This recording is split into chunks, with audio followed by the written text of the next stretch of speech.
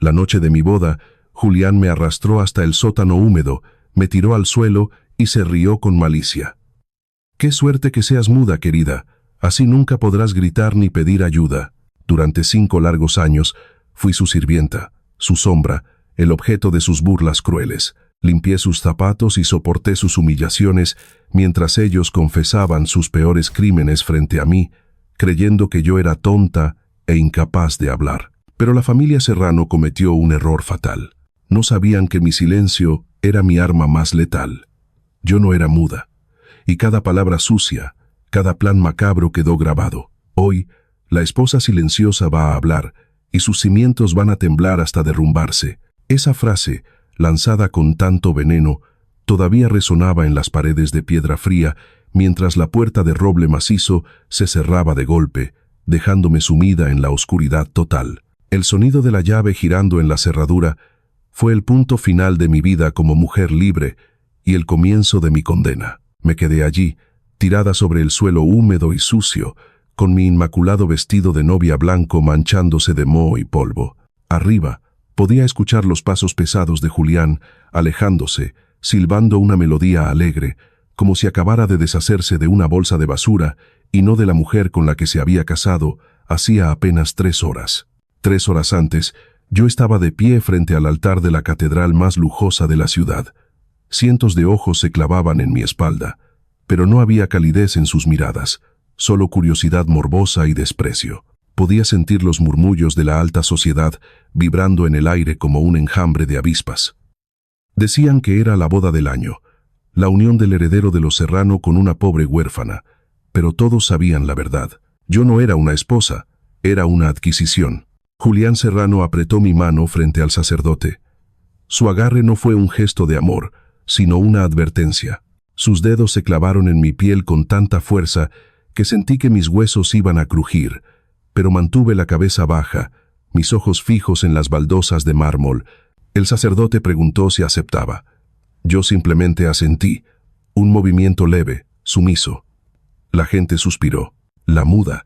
Escuché susurrar a una mujer en la primera fila, la madre de Julián, la señora Matilde. Su tono no tenía compasión, sino una fría satisfacción.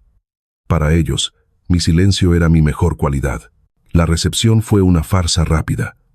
No hubo baile, ni brindis, ni pastel cortado entre risas. Apenas firmamos el acta matrimonial, Julián me arrastró hacia el coche negro que nos esperaba. Ni siquiera me abrió la puerta. Durante el trayecto a la mansión familiar, no me dirigió la palabra ni una sola vez. Se dedicó a revisar mensajes en su teléfono, sonriendo ante las felicitaciones de sus socios por haber cerrado el trato. Yo miraba por la ventana, viendo cómo la ciudad quedaba atrás, y nos adentrábamos en los terrenos aislados de la mansión Serrano, una fortaleza de muros altos y rejas de hierro. Al llegar, no me llevó a la suite nupcial. No hubo un gesto caballeroso de cargar a la novia a través del umbral. Me agarró del brazo con violencia y me guió a través de la cocina, pasando por delante del personal de servicio que bajó la mirada, cómplices silenciosos de mi destino. Abrió una puerta estrecha que daba a unas escaleras de madera vieja y crujiente. El olor a humedad y encierro me golpeó el rostro. «Baja», ordenó Julián, soltándome con un empujón. Tropecé con el dobladillo de mi vestido, cayendo de rodillas en el primer escalón. El dolor fue agudo, pero me mordí el labio. Él se rió, esa risa seca y carente de alma que me heló la sangre. Bajó los escalones detrás de mí, encendiendo una bombilla solitaria que colgaba de un cable pelado en el techo. El sótano estaba lleno de cajas viejas, muebles rotos y en una esquina, un colchón delgado tirado directamente sobre el cemento. «Este es tu lugar», Clara, dijo Julián, mirándome desde arriba con superioridad, alisándose su traje de diseñador. «¿Creíste que dormirías en mi cama? Mírate, no eres más que una rata que sacamos de la calle. Mi padre y yo necesitamos a alguien que limpie, que cocine y que cuide al viejo cuando enferme, pero no podemos confiar en extraños. Los criados hablan, los criados roban, pero tú». Se agachó para quedar a la altura de mi rostro, agarrando mi barbilla para obligarme a mirarlo a los ojos. Sus pupilas estaban dilatadas por la euforia del poder. «Tú eres perfecta. No tienes familia que te reclame. no tienes amigos. Y lo mejor de todo, no tienes voz. Eres muda. Si ves algo que no debes, no podrás contarlo. Si te duele, no podrás gritar. Eres la caja fuerte perfecta para los secretos de esta familia. A partir de mañana, te levantarás a las 4 de la madrugada. Mi madre te dará la lista de tareas.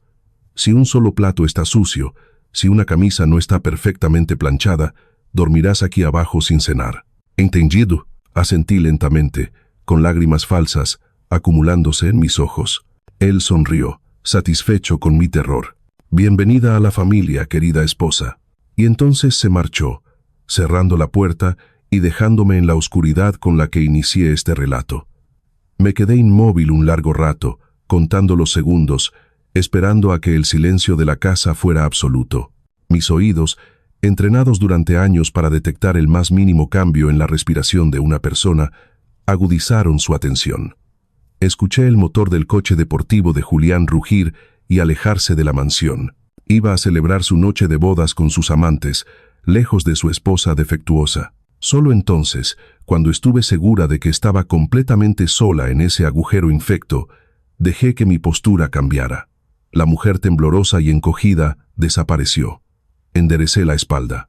Me sequé las lágrimas con el dorso de la mano, con un gesto brusco y decidido. Me puse de pie, ignorando el dolor en mis rodillas y la suciedad en mi vestido. Mis manos fueron al dobladillo de la falda, buscando entre las capas de seda y encaje. Mis dedos rozaron el pequeño objeto frío y duro que había cosido allí días atrás. Saqué la grabadora digital, no más grande que un dedo meñique. Una luz roja parpadeó débilmente en la oscuridad, indicando que la batería estaba llena y lista. Acerqué el dispositivo a mis labios. Mi garganta estaba seca, pero no por el miedo, sino por la falta de uso. Carraspí suavemente, y entonces, en medio de aquel sótano lúgubre, pronuncié mis primeras palabras en voz alta después de años de fingir. Mi voz salió ronca, pero firme, cargada de una promesa letal. Día 1 susurré a la grabadora. Estoy dentro. Julián cree que ha comprado una esclava muda. No sabe que acaba de meter a una espía en su propia casa. Que disfruten su victoria esta noche, porque cada humillación, cada golpe y cada palabra que digan a partir de ahora será el clavo que selle su propio ataúd. Apagué la grabadora y la escondí dentro de una grieta en la pared, detrás de un ladrillo suelto que había localizado nada más entrar. Me acosté en el colchón sucio, cerrando los ojos. No iba a llorar, no iba a rezar, iba a esperar. La casa había comenzado. Pero antes de ver cómo Clara ejecuta su venganza silenciosa, te invito a unirte a nuestra causa. Si tú también quieres que se haga justicia, apóyanos con un me gusta y suscríbete al canal ahora mismo. Nuestra meta es llegar a los 5.000 miembros en esta gran familia, y tu apoyo es la voz que nos ayuda a crecer. Gracias por ser parte de esta historia. Habían pasado 3 meses desde aquella primera noche en el sótano.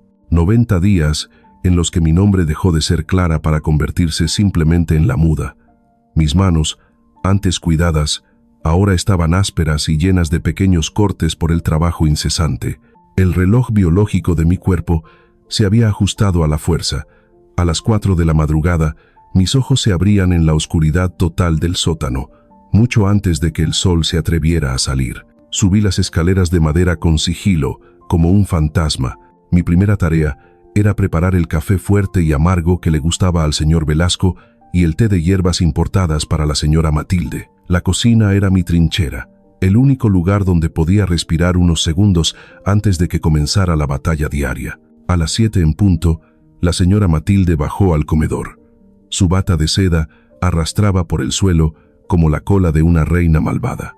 Me acerqué con la bandeja de plata, manteniendo la cabeza baja, mis ojos fijos en sus pantuflas de terciopelo. «El té está tibio», dijo con voz gélida, sin siquiera probarlo. Antes de que pudiera reaccionar, dio un manotazo a la taza.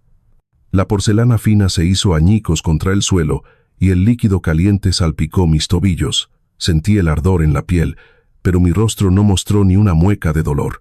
Mi entrenamiento mental era más fuerte que mis reflejos físicos. «Mírate, eres una inútil», escupió ella, mirándome con asco. «No sirves ni para hervir agua.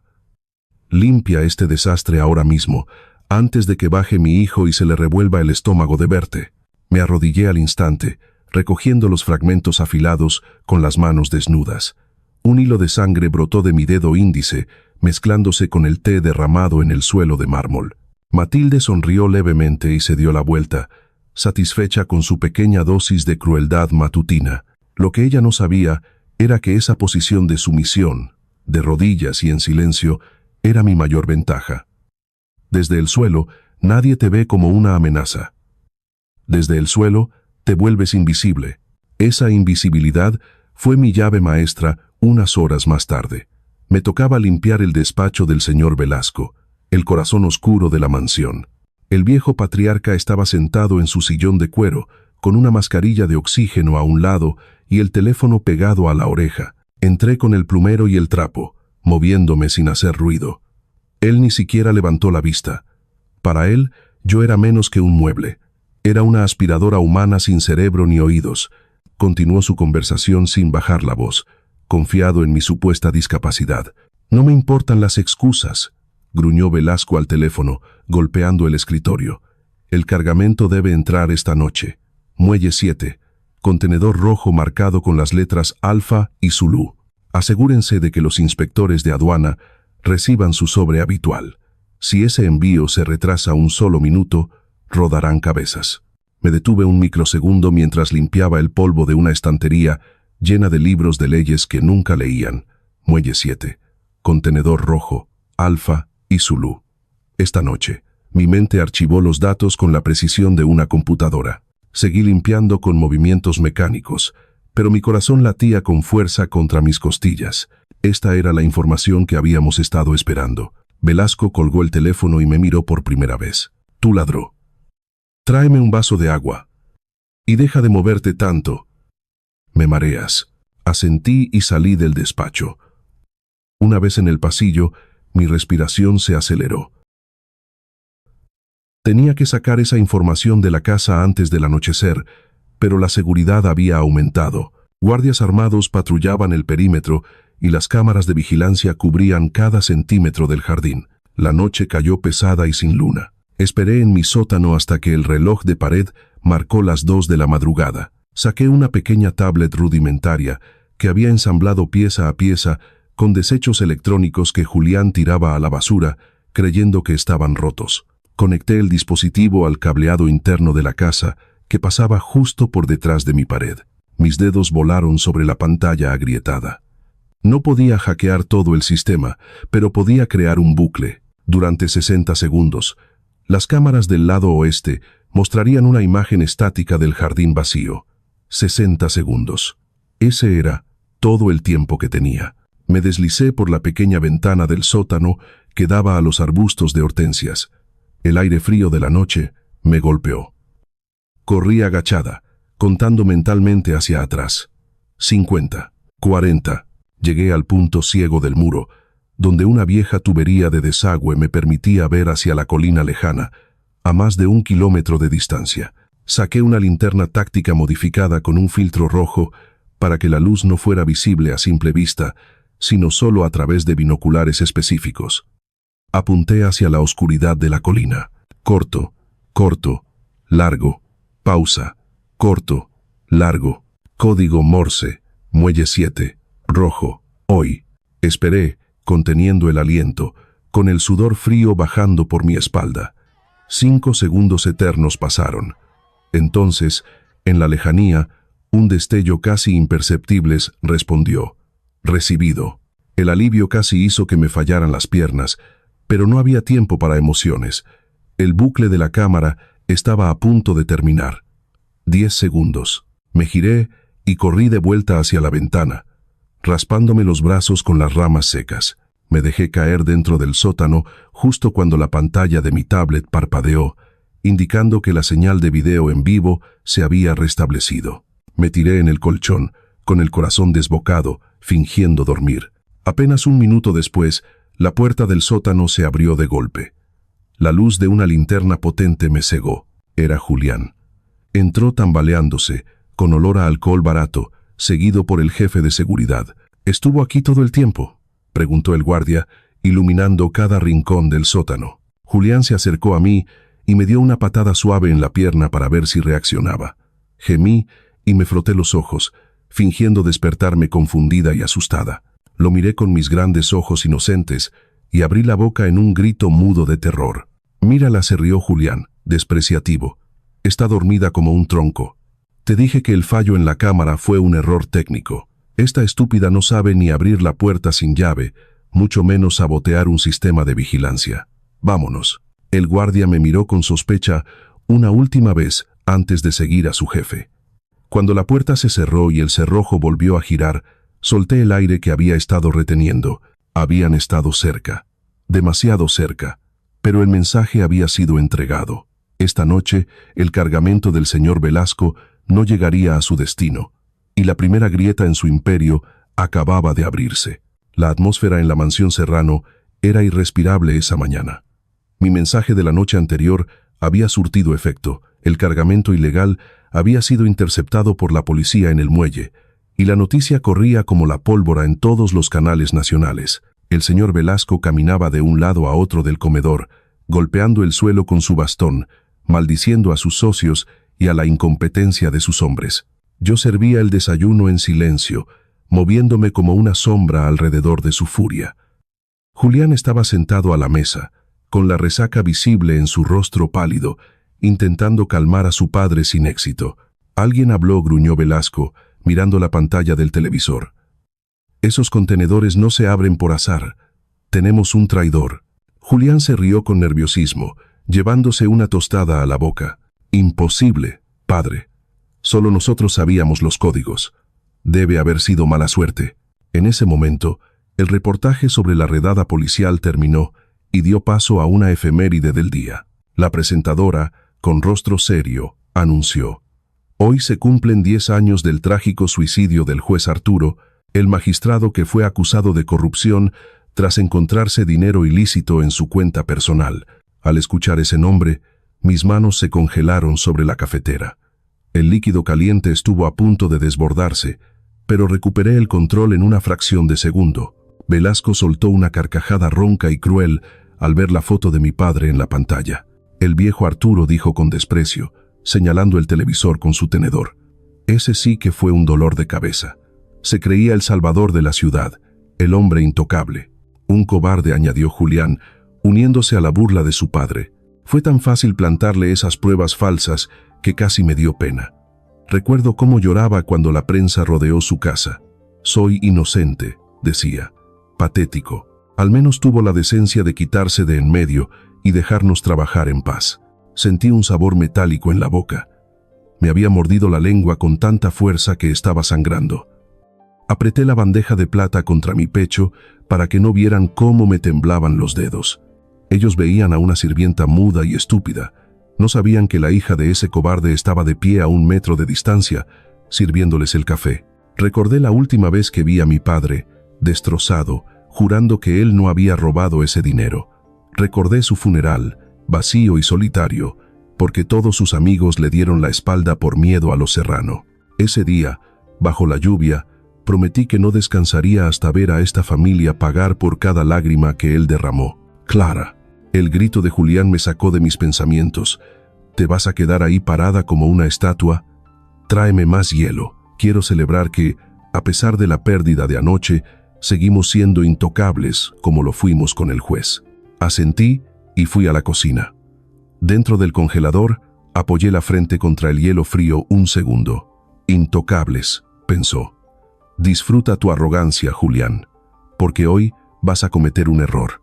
Esa noche, la tensión y la celebración macabra pasaron factura. Julián, frustrado por las pérdidas económicas pero confiado en su impunidad, comenzó a beber whisky añejo desde temprano. Para la medianoche, estaba desplomado en el sofá de cuero del salón principal, con la corbata deshecha y roncando ruidosamente. Yo estaba terminando de limpiar las copas cuando lo vi. Su teléfono móvil de última generación estaba tirado sobre la alfombra, justo al lado de su mano flácida, que colgaba del sofá. La pantalla se iluminó brevemente con una notificación. «Transferencia de emergencia completada. Banco de las Islas Caimán». Mi corazón dio un vuelco. Esa era la prueba financiera que el inspector Raúl necesitaba para vincular el dinero sucio directamente con Julián, y no con empresas fantasma. Pero el teléfono estaba bloqueado por huella digital. Miré hacia el pasillo. La señora Matilde ya se había retirado a sus aposentos. El señor Velasco dormía con sedantes. Estábamos solos. Dejé el trapo sobre la mesa y me acerqué a Julián con pasos de gato. Me arrodillé junto a él. El olor a alcohol que emanaba de sus poros era repugnante. Lo observé un momento, asegurándome de que su sueño fuera profundo. Sus párpados se movían ligeramente. Estaba soñando, pero no despierto. Extendí mi mano hacia la suya. Mis dedos, acostumbrados a la precisión, tomaron su muñeca con una delicadeza extrema. Él gruñó y se movió. Me congelé, conteniendo la respiración, lista para fingir que estaba recogiendo el teléfono si abría los ojos, pero solo se giró hacia el otro lado, dejando su mano derecha colgando aún más accesible. Era ahora o nunca. Agarré el teléfono con mi mano izquierda y con la derecha guié su dedo pulgar hacia el sensor. 1, 2. El dispositivo vibró suavemente. Desbloqueado. Exhalé el aire que quemaba mis pulmones. No perdí ni un segundo. Entré en su aplicación de mensajería encriptada y seleccioné los chats con los testaferros y los recibos bancarios de esa misma noche. Conecté el teléfono vía Bluetooth a mi pequeño dispositivo oculto en el bolsillo del delantal y comencé la transferencia de datos. La barra de progreso avanzaba con una lentitud tortuosa. 20%. Julián hizo un ruido gutural y se rascó la nariz. 50%. Se escucharon pasos en el piso de arriba. Alguien se había levantado al baño. Si bajaban y me veían con el teléfono, estaba muerta. 80%. Maldita sea, balbuceó Julián, en sueños. 100%. Transferencia completada. Guardé mi dispositivo, cerré todas las aplicaciones en el teléfono de Julián y lo dejé caer suavemente sobre la alfombra, exactamente en el mismo ángulo en que lo encontré. Me puse de pie y retrocedí hacia la cocina justo cuando la luz del pasillo se encendió. Era Matilde. Bajaba las escaleras con una vela en la mano, mirándome con sus ojos de halcón. «¿Qué haces ahí parada a estas horas?», preguntó con voz afilada. Señalé el vaso de agua que había servido previamente y luego señalé hacia arriba, indicando que iba a llevarle agua a mi habitación. Ella me escaneó de arriba a abajo, buscando cualquier indicio de culpa. Mantuve mi rostro inexpresivo, la máscara de la muda perfecta. «Vete a dormir», ordenó con desdén. «Mañana hay mucho que limpiar». Hice una reverencia y subí las escaleras, pasando a su lado. Mi corazón latía tan fuerte que temí que pudiera escucharlo en el silencio de la noche. Tenía los datos, tenía la conexión financiera. El eco de la injusticia contra mi padre empezaba a convertirse en el sonido de su propia destrucción. Una semana después de obtener los datos del teléfono, la rutina de la mansión se vio interrumpida por el rugido de un motor deportivo en la entrada. No era la policía, ni tampoco otro socio corrupto de perfil bajo. Era Soraya. Soraya no era como los Serrano. Si Julián era la arrogancia y Matilde la crueldad, Soraya era el puro instinto de supervivencia.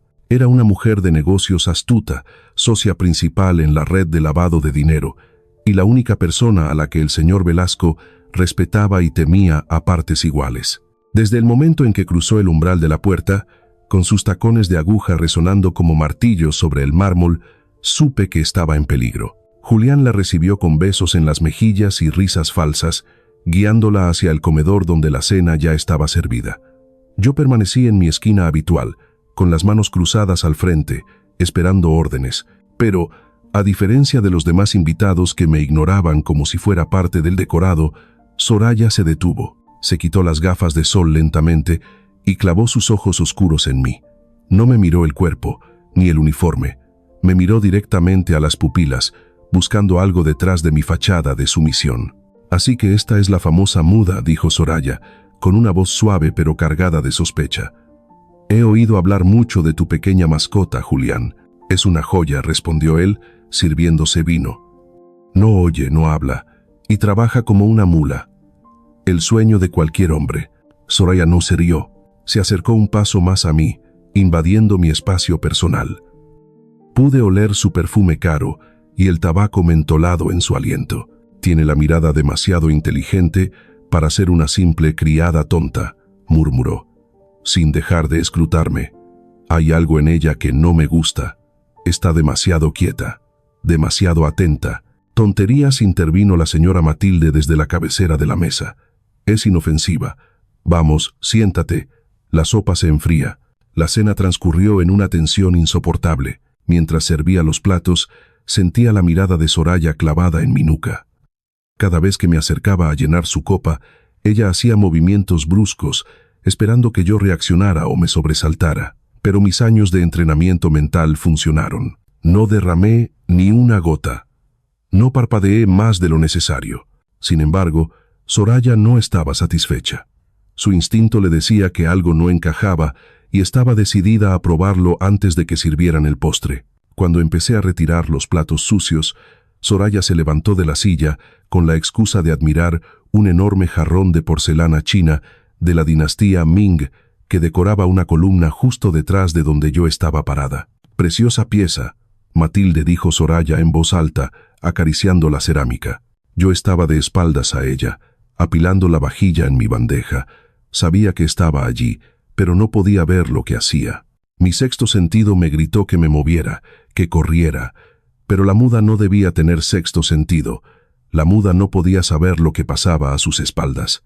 «Cuidado», gritó Julián, pero fue demasiado tarde. Con un movimiento calculado, Soraya empujó el pesado jarrón. El estruendo fue ensordecedor. La porcelana pesada se estrelló contra el suelo a escasos centímetros de mis talones.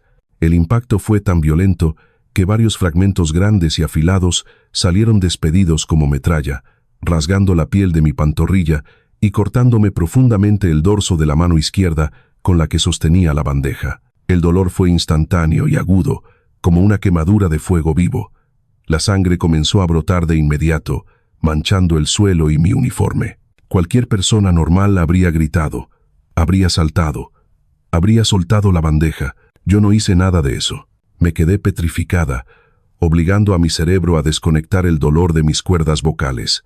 No emití ni un suspiro. Mis manos no temblaron, sosteniendo firmemente la bandeja con los platos sucios, a pesar de que la sangre goteaba desde mis nudillos. Me giré lentamente, con el rostro pálido pero inexpresivo, y miré el desastre en el suelo con ojos grandes y vacíos, como si no entendiera qué acababa de pasar. El comedor quedó en un silencio sepulcral. Julián y Matilde miraban la sangre con horror, pero Soraya me miraba a la cara, buscando una mueca, un fallo, una respiración agitada. «Vaya», dijo Soraya finalmente, rompiendo el silencio. Ni un sonido, ni siquiera un gemido de dolor. Se acercó a mí, tomó mi mano sangrante sin ninguna delicadeza y examinó el corte profundo. La sangre manchó sus dedos perfectamente cuidados. «Realmente eres un animalito insensible, ¿verdad?», dijo, soltando mi mano con desprecio. «O tienes los nervios muertos, o eres la mejor actriz que he visto en mi vida». «Soraya, por Dios», exclamó Matilde, indignada por la pérdida de su jarrón. «Esa pieza costaba una fortuna. ¿Te has vuelto loca? Solo estaba comprobando la seguridad de tu casa, querida», respondió Soraya con frialdad, volviendo a su asiento y limpiándose la sangre con una servilleta de lino. «No me fío de lo que no hace ruido. Pero parece que tu criada pasó la prueba». Julián se levantó furioso y me señaló la puerta. «Lárgate a la cocina y véndate eso. Estás manchando la alfombra persa». Hice una reverencia torpe y salí del comedor cojeando, dejando un rastro de gotas rojas tras de mí. Una vez crucé la puerta de servicio, me apoyé contra la pared, respirando entrecortadamente, con las lágrimas de dolor finalmente asomando a mis ojos. Me miré la mano. El corte era profundo y necesitaría puntos, pero tendría que cosérmelo yo misma, con hilo de costura y aguja esterilizada con fuego. Había sobrevivido a la prueba de Soraya, pero mientras me alejaba hacia el sótano, escuché su voz resonar desde el comedor, clara y amenazante. «Ten cuidado con ella, Julián. Los perros que no ladran son los que muerden directo a la yugular. No le quites el ojo de encima». Esa noche supe que mi invisibilidad se había roto. Soraya sospechaba, y una enemiga inteligente era 1000 veces más peligrosa que toda la familia Serrano junta. 2 días después del incidente con el jarrón, la salud del señor Velasco colapsó. Ocurrió durante el desayuno. Empezó con una tos seca que rápidamente se convirtió en convulsiones violentas. Escupió sangre sobre el mantel de lino blanco. El pánico se apoderó de la mansión. Julián gritaba órdenes a los guardias mientras cargaban al viejo patriarca hacia la ambulancia, que llegó con las sirenas aullando. Julián se fue con él al hospital, pero la señora Matilde se negó a abandonar la casa. «Alguien debe vigilar el fuerte», dijo con frialdad, limpiándose una gota de sangre de su esposo que le había salpicado la mejilla. Los buitres huelen la debilidad. Esa noche, el destino jugó a mi favor. Una tormenta eléctrica brutal azotó la región. El cielo se rompía con truenos que hacían vibrar los cristales de la mansión. Cerca de la medianoche, un rayo cayó sobre el transformador principal de la zona. La electricidad murió al instante. La mansión quedó sumida en una oscuridad absoluta. Los sistemas de seguridad y las alarmas, cuyas baterías de respaldo estaban viejas por falta de mantenimiento, emitieron un pitido agónico y se apagaron. Era mi oportunidad de oro. Sabía que Matilde odiaba las tormentas. Solía encerrarse en su habitación con tapones en los oídos. Me deslicé fuera del sótano, moviéndome de memoria en la negrura del pasillo. Mis pies descalzos no hacían ruido sobre la madera. Subí las escaleras hacia el despacho del señor Velasco, el lugar prohibido para cualquier sirviente fuera del horario de limpieza. La puerta estaba cerrada con llave. Saqué una fina ganzúa que había fabricado con un alambre del jardín. Mis manos, aún vendadas y doloridas por los cortes del jarrón, temblaron ligeramente, pero mi determinación era de acero. Introduje el alambre en la cerradura. Un giro suave a la izquierda, un empujón, y el mecanismo se dio con un clic casi imperceptible. Entré y cerré la puerta tras de mí. El despacho olía a tabaco rancio y cuero viejo. Fui directo al cuadro que colgaba detrás del escritorio. Lo aparté con cuidado. Ahí estaba la caja fuerte. Velasco era un hombre de hábitos y arrogancia. Nunca cambiaba la combinación porque creía que nadie se atrevería a robarle. Giré el dial en la oscuridad, sintiendo los clics en mis yemas sensibles. Derecha, izquierda, derecha. La manija giró. La puerta de acero pesado se abrió. Metí la mano y toqué los montones de dinero en efectivo, pero los ignoré. Mis dedos buscaron algo más valioso, la piel rugosa de un cuaderno antiguo. El libro rojo. Lo saqué y encendí la diminuta luz de mi microcámara. Abrí las páginas.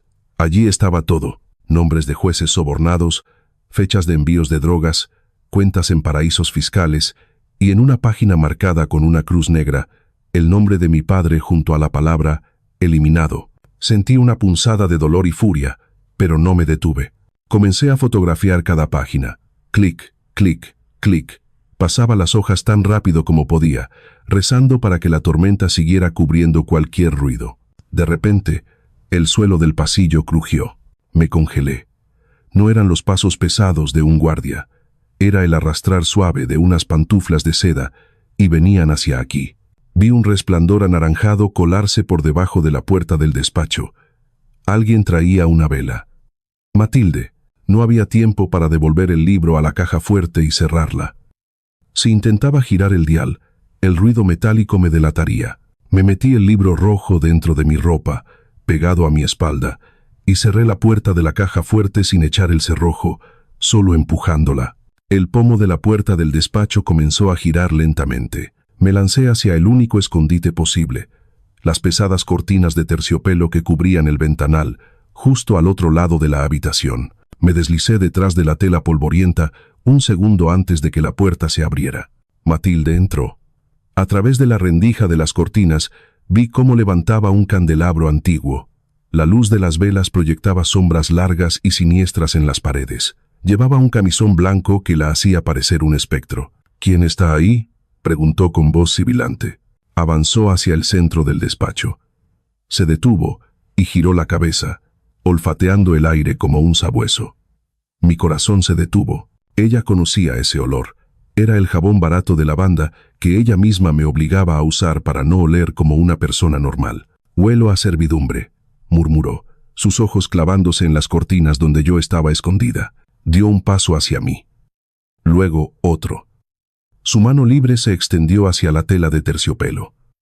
Apreté los dientes, preparándome para lo peor. Si me descubría aquí, con el libro rojo bajo mi ropa, no saldría viva de esa habitación. Matilde agarró el borde de la cortina, lista para tirar de ella y revelar mi escondite.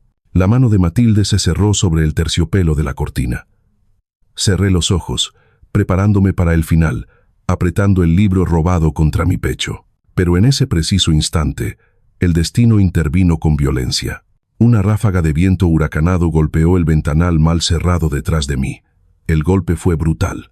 El cristal vibró y las hojas de la ventana se abrieron de golpe, permitiendo que la tormenta entrara en el despacho. El viento aulló dentro de la habitación y apagó la vela de Matilde al instante.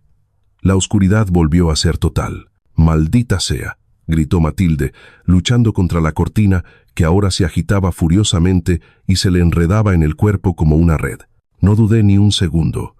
Aproveché su ceguera y la confusión del ruido de la lluvia azotando el suelo de madera. Me deslicé por el lado opuesto de la ventana, pegada a la pared, moviéndome reptando hasta alcanzar la puerta abierta. Salí al pasillo mientras escuchaba a Matilde tropezar con una silla y maldecir a gritos, buscando a tientas su encendedor. Corrí por el pasillo, pero escuché voces abajo. Los guardias se habían despertado por el ruido de la ventana rota. Subían por la escalera principal con linternas potentes. Estaba atrapada. Si bajaba, me verían. Si me quedaba, Matilde saldría del despacho y me iluminaría con su encendedor. Miré a mi alrededor con desesperación. A mi derecha estaba el cuarto de lencería. Entré y cerré la puerta con suavidad. Mi única salida era el viejo conducto de ropa sucia, un tubo de metal estrecho que bajaba directo al cuarto de lavado, situado junto a la cocina y cerca de mi sótano. Abrí la compuerta metálica. El agujero era oscuro y olía a humedad y detergente rancio. No sabía si cabría o si me rompería el cuello al caer, pero no tenía opción. Apreté el libro rojo contra mi estómago, crucé los brazos sobre el pecho y me lancé al vacío de cabeza. El descenso fue vertiginoso y aterrador. Mis codos y rodillas golpearon contra las paredes metálicas, arrancándome piel y provocándome un dolor agudo, pero no emití ni un sonido. La caída duró apenas unos segundos, pero parecieron horas. Aterriqué con un golpe seco sobre una montaña de toallas húmedas y sábanas sucias en el cesto gigante de la lavandería.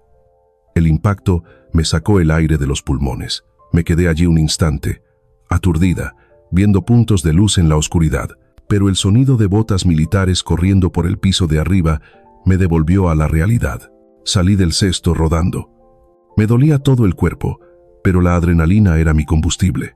Escondí el libro dentro de una funda de almohada vieja que estaba en el montón de ropa para lavar. Era demasiado arriesgado llevarlo conmigo al sótano si me registraban físicamente. Lo recuperaría mañana cuando me tocara poner la lavadora. Cojeé hasta la puerta de servicio y bajé las escaleras hacia mi sótano a toda velocidad. Me tiré en el colchón, me cubrí con la manta raída y cerré los ojos, obligando a mi respiración agitada a calmarse. Apenas 10 segundos después, la puerta del sótano se abrió con violencia. Esta vez no era Julián, sino Matilde. Había bajado ella misma, guiada por su instinto de depredadora. Entró con una linterna potente que me enfocó directamente a la cara. Me incorporé de golpe, fingiendo un despertar sobresaltado, con los ojos muy abiertos y las manos temblando de un miedo fingido. Matilde se acercó a paso lento. Su camisón estaba mojado por la lluvia que había entrado en el despacho y su cabello gris estaba revuelto. Parecía una bruja desquiciada. Se inclinó sobre mí, acercando su nariz a mi cuello. Olfateó profundamente. El olor a lavanda. Su mirada se clavó en la mía con una sospecha letal. Sabía que el olor en el despacho era el mismo que emanaba de mi piel. «Sé que has estado arriba», susurró, con una voz que era más peligrosa que un grito. «No sé cómo lo hiciste, ni qué estabas haciendo, rata inmunda. Pero el olor a barato no se puede ocultar».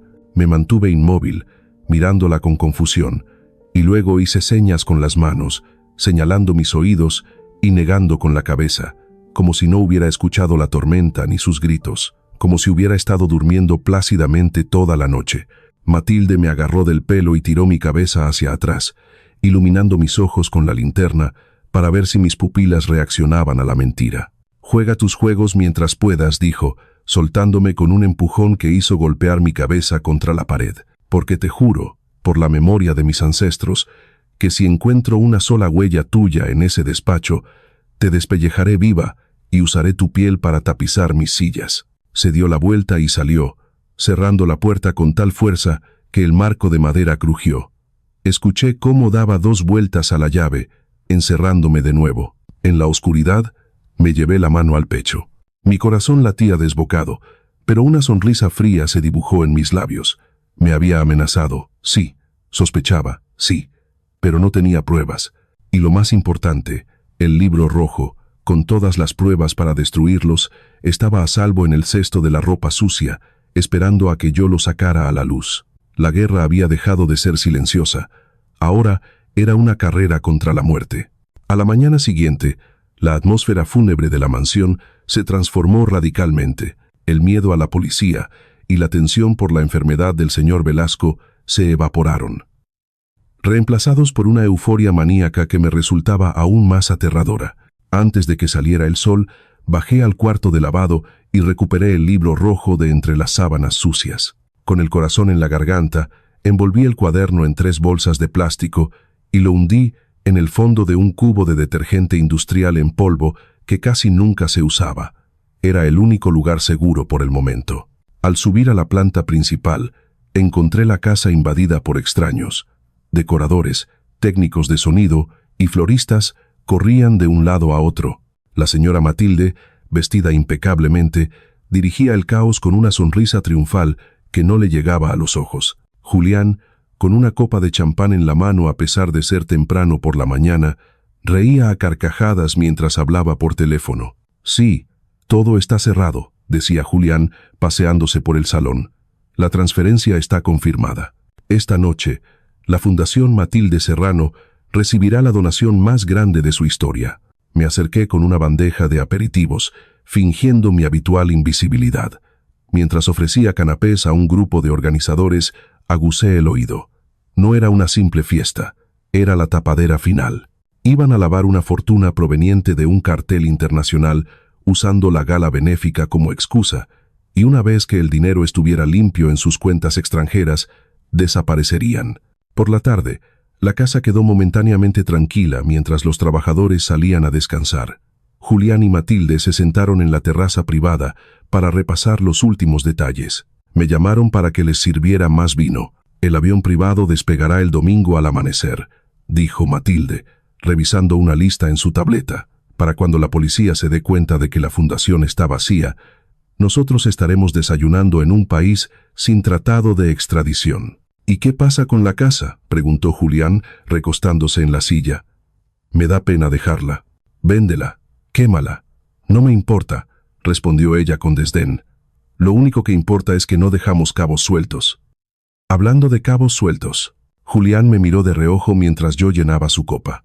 Sentí un frío glacial recorrer mi espalda, pero mi mano no tembló. ¿Qué hacemos con la muda?, preguntó él, bajando la voz, aunque creía que yo no podía oír. No podemos llevarla con nosotros. Sería un estorbo en nuestra nueva vida. Matilde tomó un sorbo de vino y me miró fijamente, con la misma indiferencia con la que se mira a un insecto antes de aplastarlo. Por supuesto que no viene, dijo ella con calma. Ya lo he arreglado con el jefe de seguridad. Después de la gala, cuando todos los invitados se hayan ido, le diremos que la enviamos por adelantado al aeropuerto para preparar el equipaje. Y, insistió Julián, y el coche tendrá un lamentable accidente en las curvas del acantilado, concluyó Matilde, sonriendo suavemente. Un fallo en los frenos. Una tragedia. La pobre sirvienta muda muere en la carretera, mientras sus amos escapan hacia la libertad. Es un final poético, ¿no crees? Nadie hará preguntas por una huérfana. Julián soltó una risita y levantó su copa hacia su madre. Brillante, madre. Como siempre. Me di la vuelta y caminé hacia la cocina con paso firme. No corrí, no lloré. Entré en la despensa, cerré la puerta y me apoyé contra los estantes. Mi respiración era lo único que rompía el silencio. Me quedaban horas de vida. La gala de esta noche no era solo una fiesta de lavado de dinero, era mi sentencia de muerte. Miré el reloj de pared. Faltaban 6 horas para que empezaran a llegar los invitados.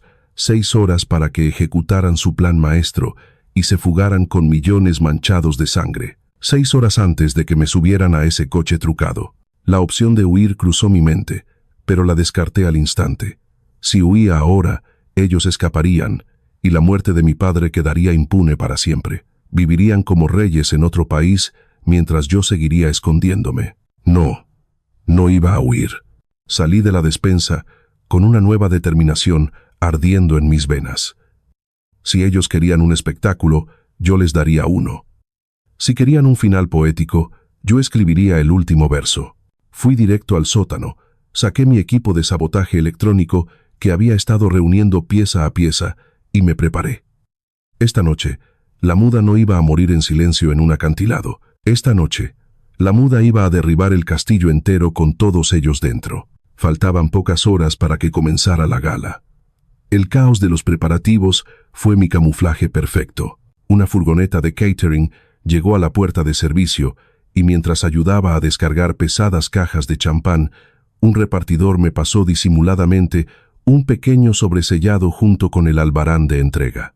Me metí en el baño de servicio y lo abrí con manos rápidas. Era de Raúl. La nota era breve y directa. No podemos detener el avión solo con sospechas de lavado de dinero. Necesitamos una prueba de sangre. Necesitamos una confesión de asesinato. Haz que hablen del juez Arturo. Quemé la nota con un fósforo y tiré las cenizas por el inodoro. Una confesión. Eso parecía imposible de conseguir en una conversación normal, pero yo sabía que la mente de Julián estaba frágil. El alcohol, la presión del escape inminente y la euforia del crimen lo tenían al borde del abismo.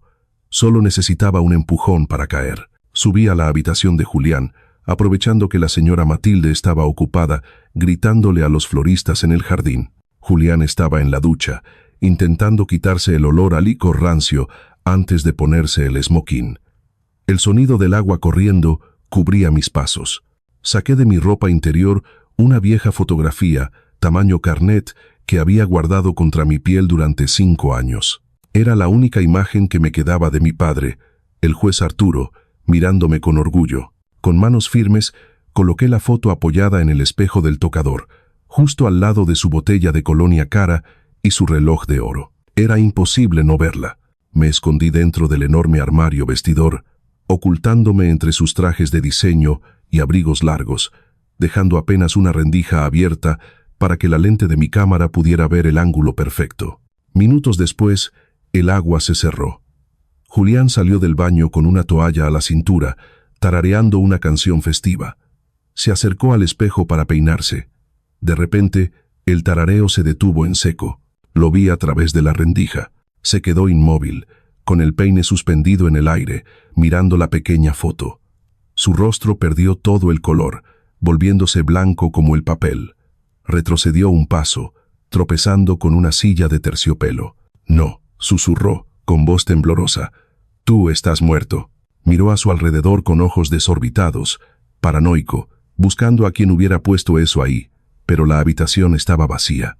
«Madre», gritó hacia la puerta cerrada, pero nadie respondió por el ruido de la música de prueba en el piso de abajo. «¿Quién ha puesto esto aquí?» «¿Es una broma?» Nadie contestó. El silencio lo enloqueció. Volvió a mirar la foto de mi padre, y el miedo en sus ojos se transformó en una ira violenta. Agarró la pesada botella de colonia y la lanzó con fuerza contra el espejo. El cristal estalló en 1000 pedazos con un estruendo terrible. «Deja de mirarme», gritó Julián, enfrentándose a su propio reflejo fragmentado. «Yo te maté. Yo mismo corté los frenos de tu maldito coche esa noche. Te vi caer por ese barranco y arder. No puedes estar aquí». Mi corazón latía con fuerza contra mis costillas, pero mi mano no tembló. La luz roja de grabación parpadeaba en la oscuridad del armario. Ahí estaba, la confesión, clara, directa y brutal. Julián cayó de rodillas sobre los cristales rotos, respirando agitadamente, agarrándose la cabeza con ambas manos como si quisiera arrancarse los recuerdos. «Soy un asesino, pero soy intocable», se dijo a sí mismo, empezando a reír como un demente. «Y tú eres solo un fantasma. Mañana estaré lejos, disfrutando de mis millones, y tú seguirás pudriéndote en el infierno». Se levantó tambaleándose, tomó la foto del suelo y la rompió en pedazos pequeños con rabia. Luego se vistió frenéticamente, sin siquiera sacudirse los cristales.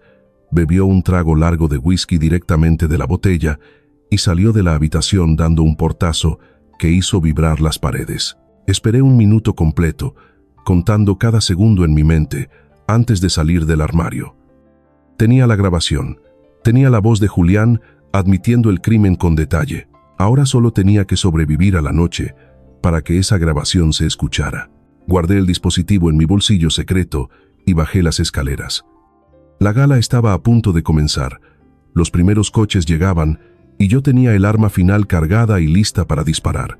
El sol se puso y la mansión se convirtió en una fortaleza inexpugnable.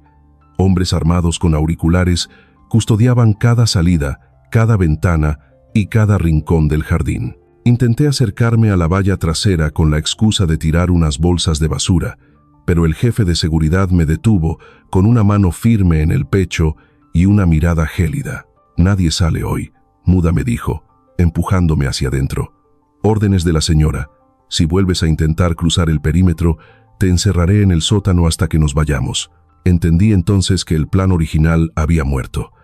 Era imposible entregar la grabación al inspector Raúl.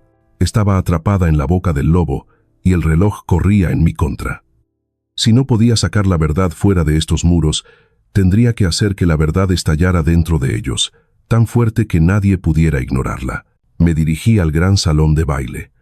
Los técnicos de sonido externos estaban terminando de instalar los altavoces gigantes y la mesa de mezclas central. Era un equipo sofisticado, preparado para que los discursos de Julián y Matilde se escucharan nítidos y poderosos ante la élite de la ciudad. Esa era mi única oportunidad. Fui a la cocina y preparé una bandeja con jarras de agua helada y vasos. Mis manos no temblaban. La determinación había congelado mis nervios. Entré en el salón con la cabeza baja, ofreciendo agua a los trabajadores sudorosos. Ellos bebieron con avidez, ignorándome por completo. Para ellos, yo era invisible, una pieza más del mobiliario que no representaba ninguna amenaza. Me acerqué a la mesa de control principal. El técnico jefe estaba distraído, discutiendo por teléfono sobre la iluminación. Aproveché ese segundo de distracción.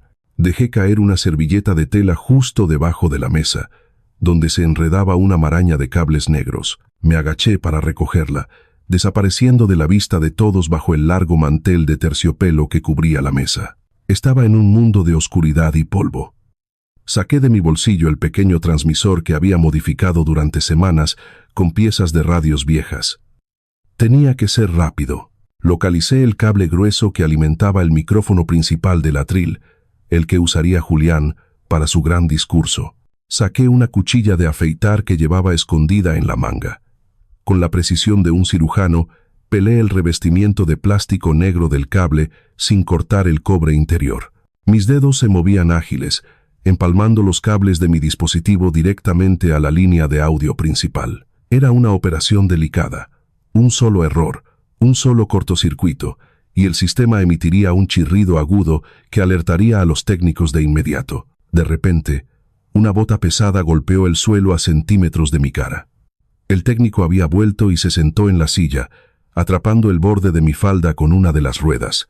Me quedé inmóvil, sin respirar. Si él movía la silla hacia atrás, sentiría mi presencia.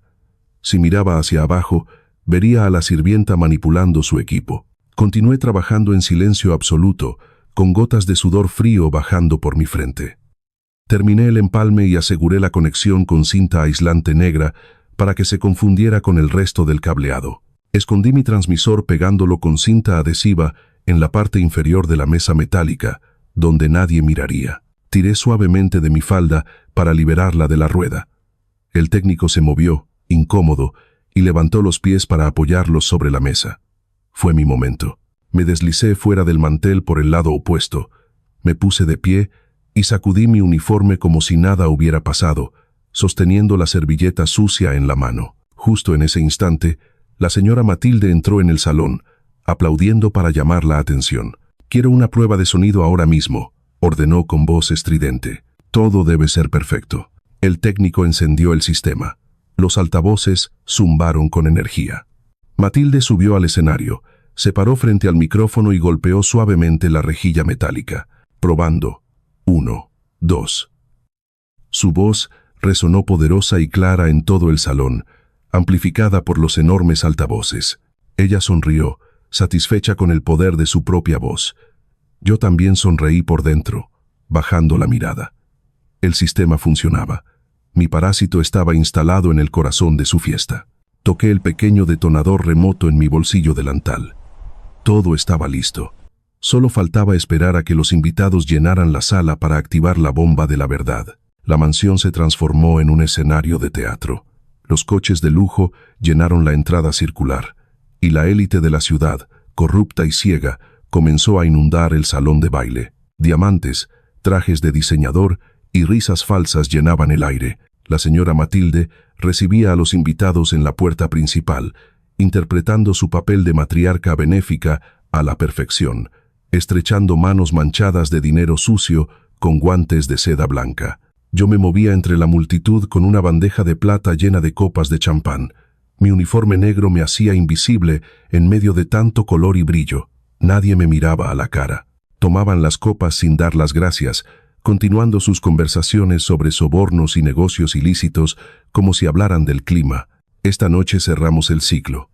Escuché susurrar a un juez corrupto mientras tomaba una copa de mi bandeja. Los Serrano han logrado lo imposible. Julián se paseaba por el salón como un pavo real, ebrio de poder y vanidad. Se reía fuerte, abrazaba a los socios y miraba el reloj constantemente. Sabía que cada minuto que pasaba era un minuto menos para su huida. Me cruzó la mirada una vez, y sus ojos brillaron con una malicia pura. Me hizo un gesto despectivo con la mano para que le rellenara la copa, disfrutando de su última noche de tiranía sobre mí. Pero había alguien que no celebraba. Soraya estaba apoyada en una columna de mármol, lejos del centro de atención. Llevaba un vestido rojo sangre y no tenía copa en la mano. Sus ojos oscuros no miraban al escenario ni a los invitados, me seguían a mí. Observaba cada uno de mis pasos, cada giro, cada vez que mis ojos se desviaban hacia la mesa de control de sonido. Su instinto de supervivencia estaba gritando, y yo era el foco de su alarma. El momento llegó. Las luces del salón bajaron de intensidad y un foco solitario iluminó el escenario principal. El murmullo de la gente se apagó. Julián subió los escalones hacia el atril, se ajustó la corbata y agarró el micrófono con ambas manos.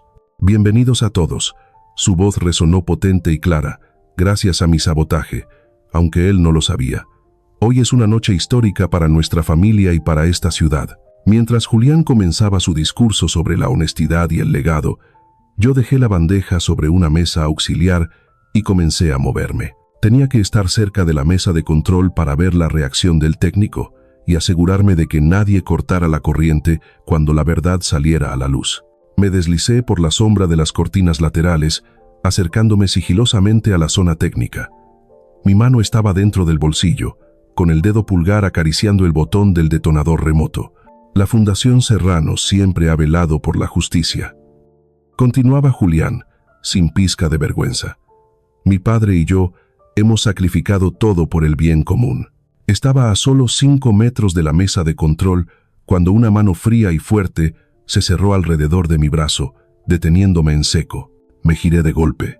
Era Soraya. Sus uñas se clavaban en mi carne a través de la tela del uniforme. Su rostro estaba muy cerca del mío, sus ojos llenos de una furia calculadora. «¿A dónde crees que vas, mosquita muerta?», susurró entre dientes, con una voz que helaba la sangre. «He visto cómo mirabas esa mesa toda la noche. He visto cómo te mueves. Tú no eres una sirvienta estúpida». Intenté soltarme, pero ella era fuerte. Me empujó contra la pared oscura, oculta de la vista de los invitados por una planta decorativa gigante. «¿Qué has hecho?», exigió saber, sacudiéndome. «¿Por qué estás sudando? ¿Qué escondes en ese bolsillo?». Julián levantó su copa en el escenario. «Por eso, quiero proponer un brindis final. Por el futuro. Por un mundo donde los hombres de bien, como nosotros, siempre ganan». La sala entera levantó sus copas. El silencio era absoluto, esperando el sorbo ceremonial. Soraya bajó la mirada hacia mi bolsillo, donde mi mano seguía aferrada al dispositivo. Sus ojos se abrieron con comprensión repentina. Soltó mi brazo para intentar agarrar mi mano y quitarme lo que tuviera. «¡Seguridad!», empezó a gritar Soraya, pero su voz fue tapada por los aplausos anticipados de la gente. Era ahora o nunca. No podía dejar que me quitara el detonador. Con un movimiento brusco, usé mi cabeza para golpearla en la nariz. Soraya se tambaleó hacia atrás, sorprendida por la violencia de la muda. Aproveché ese segundo de ventaja. Saqué la mano del bolsillo, apunté hacia la mesa de sonido y mirando a Julián sonreír triunfante en el escenario, presioné el botón con todas mis fuerzas. El clic del detonador fue imperceptible en medio del aplauso, pero el resultado fue devastador. Un chirrido agudo y eléctrico atravesó los altavoces gigantes, obligando a los invitados a cubrirse los oídos con muecas de dolor. El aplauso cesó de golpe. El silencio regresó, pero solo duró un segundo. De repente, la voz de Julián, amplificada a un volumen ensordecedor, llenó cada rincón del salón. No era la voz engolada de su discurso, sino el grito desesperado y lleno de odio que yo había grabado en su habitación. «Yo lo maté. Yo mismo corté los frenos de tu maldito coche esa noche. Te vi caer por ese barranco y arder». La copa de champán se resbaló de los dedos de Julián y se estrelló contra el suelo del escenario. Su rostro se desencajó. Miró hacia los altavoces con terror absoluto, como si el fantasma de mi padre estuviera gritándole desde el más allá. La multitud ahogó un grito colectivo. Los socios, los jueces comprados, las damas de alta sociedad, todos retrocedieron, mirándose unos a otros con pánico. La grabación continuó. Implacable.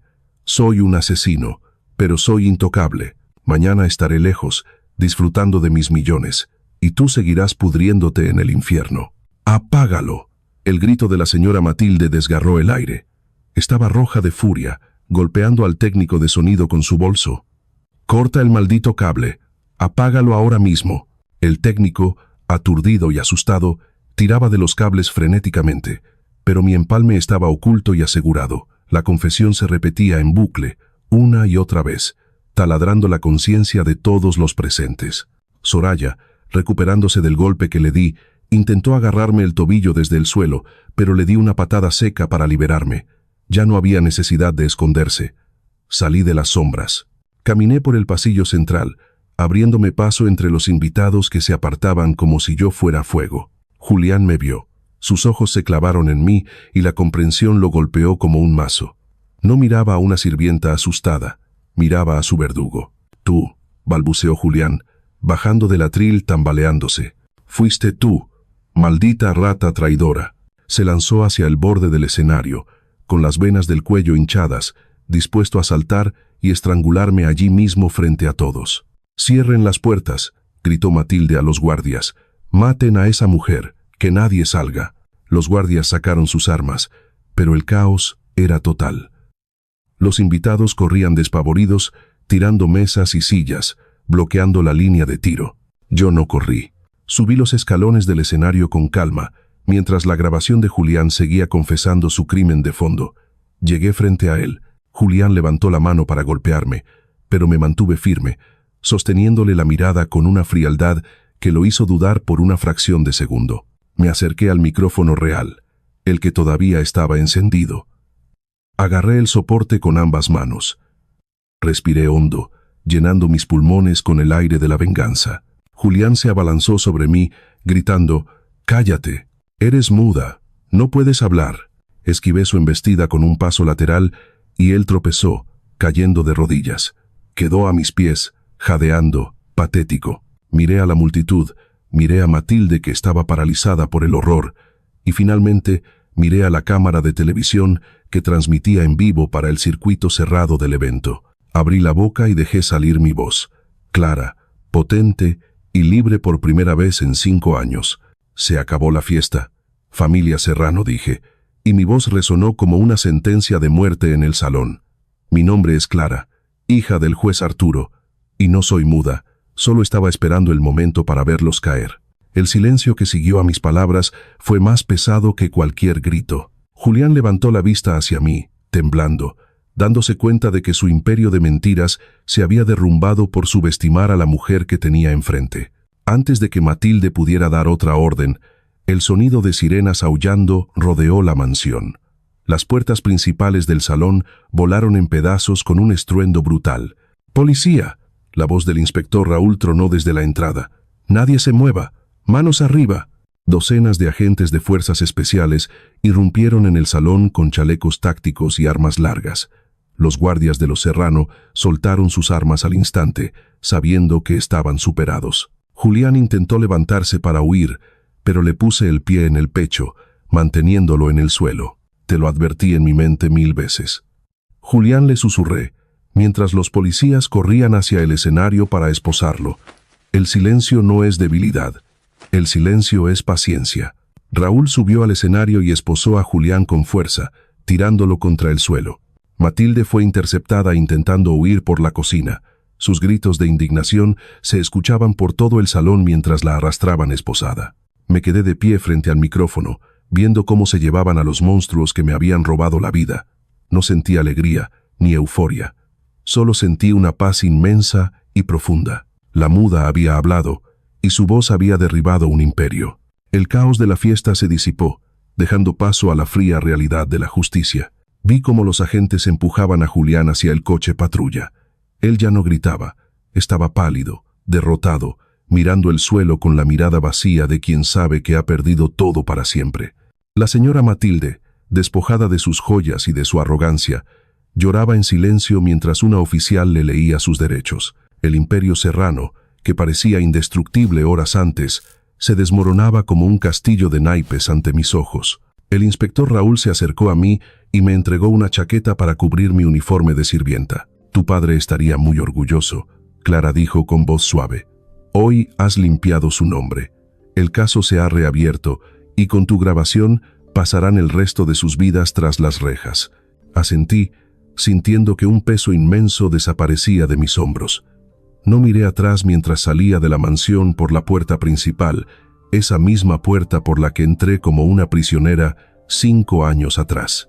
El aire de la noche nunca había olido tan dulce.